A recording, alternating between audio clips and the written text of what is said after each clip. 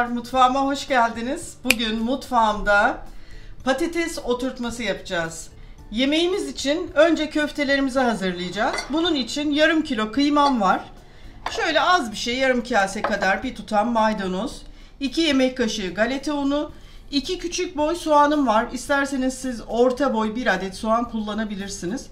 5 diş sarımsağım var ve baharatlarım. Şimdi köftenin yapımına geçiyorum.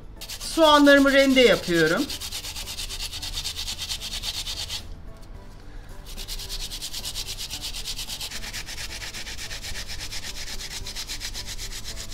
Sarımsaklarımı da rendeliyorum.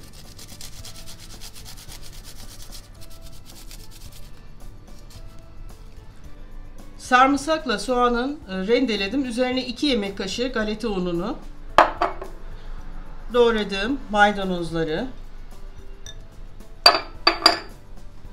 ve karabiber ilave ediyorum. Şöyle dolu dolu bir çay kaşığı kimyonumu,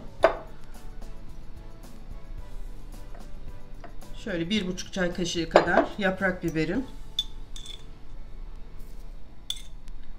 ve 2 çay kaşığı da tuz ilave ettim. Şimdi çok güzel bir şekilde yoğuracağız.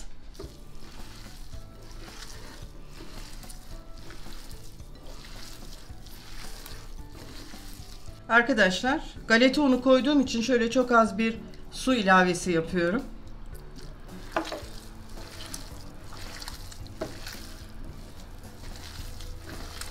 Çok iyi yoğuralım. Bütün lezzetler iç içe geçsin. Köftemiz daha lezzetli olur. Evet. Şimdi köftenin üzerini kapatacağım. Buzdolabına kaldıracağım.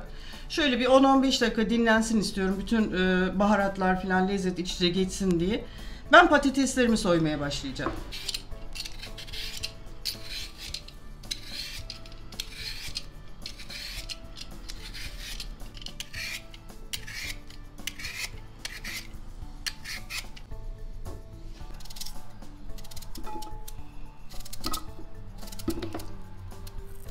Şu şekilde, şu kalınlıkta doğruyoruz patateslerimizi. Dilimlere ayırıyoruz.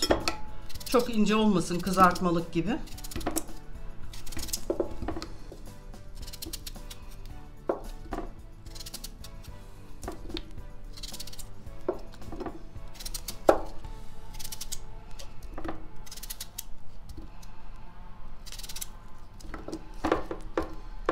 Köftemizden şöyle bir parça aldım. Şöyle inceltiyorum biraz. Patateslerin şöyle arasına koyuyorum ve dizmeye başlıyorum.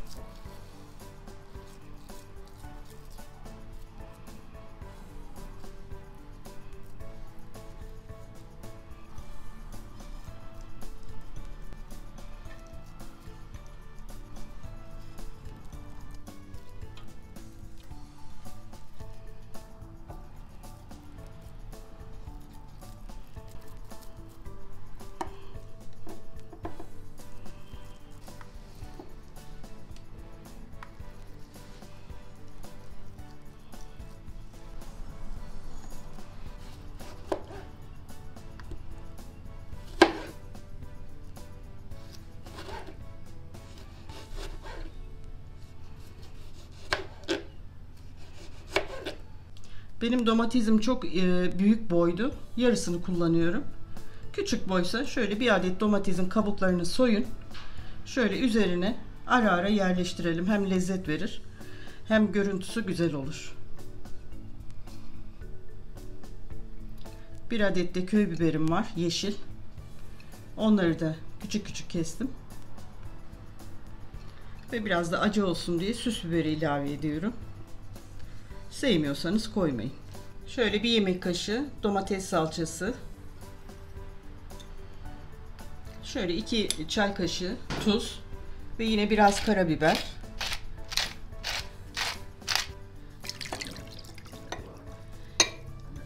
Şöyle 200 milimlik bardak ile 2 bardak gelecek şekilde su ilave ettim.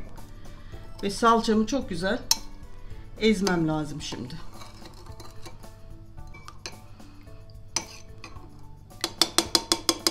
Hazırladığım salçalı suyu yemeğimizin üzerine kaşık kaşık gezdiriyorum. Her yerine gelsin. Vallahi çok güzel bir yemek olacak.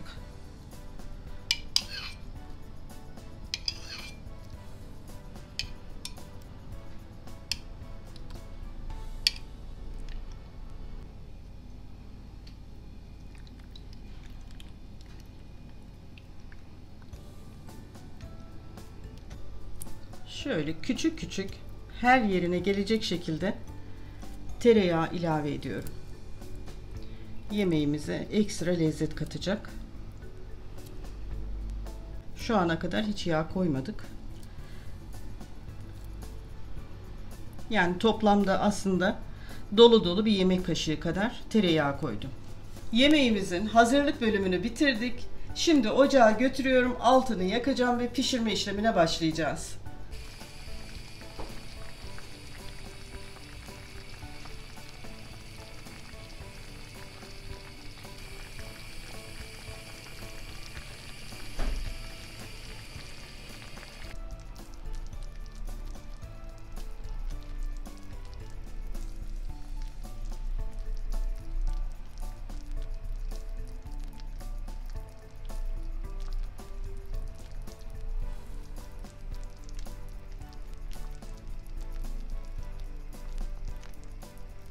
Yemeğimiz çok güzel pişmeye devam ediyor.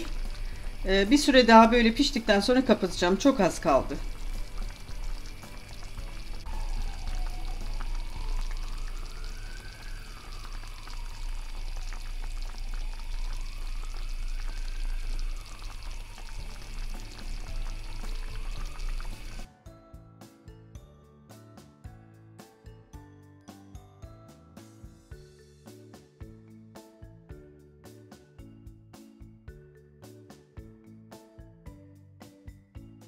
Yemeğimiz pişti, altını söndürdüm, biraz da dinlendirdim ve servise aldım arkadaşlar. Mis gibi çok güzel bir patates oturtma yemeği yaptık bugün.